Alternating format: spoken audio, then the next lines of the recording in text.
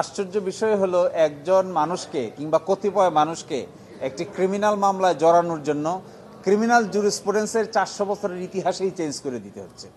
তারা একজন ব্যক্তি সাক্ষী দিয়ে গেছেন, তার জেরা হয়ে গেছে, কয়েক বছর পরে তাকে আবার নতুন করে ডাকা হচ্ছে তার চিফ নেওয়ার জন্য।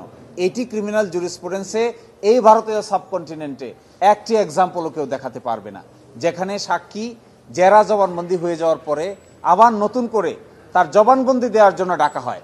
সেই জবানবন্দিতে এসে প্রথম লুৎফুজ্জামানের নাম বলেছে, বাবর সাহেবের নাম বলেছে। অতীতে তারা যে আদালতে এসেছিলেন তখন বলেনি, ক্রস এক্সামিনেশন করা হয়েছিল তখনও বলেনি, কিন্তু কয়েক বছর পরে এসে ফার্দার ইনভেস্টিগেশনের পরে 7 বছর পরে ফার্দার ইনভেস্টিগেশনে এসে তারা বলছেন বাবর সাহেবের নির্দেশে এই কাজ হয়েছে।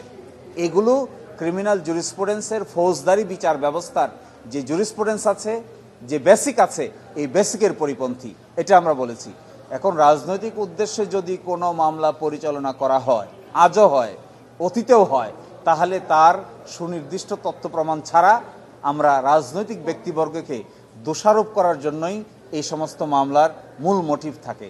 সেক্ষেত্রে প্রকৃত অপরাধী পার পেয়ে যায়। এখানে আমাদের বিবেচনায় তাই হয়েছে। 10টা অস্ত্র মামলার ঘটনা ঘটেছে, এই কথা সত্যি সঠিক, কিন্তু প্রকৃত দোষীকে নির্ধারণ করতে পারেনি বাবর সাহেবের কি দোষ। ফলে আমরা তার বেকসুর খালাস দাবি করেছি আদালতের সামনে। আমরা আশা করি এই রায় যখন হবে তখন জনাব লুৎফুজ্জামান বাবর এই মামলা থেকে বেকসুর খালাস পাবেন, এটা আমরা প্রত্যাশা করি।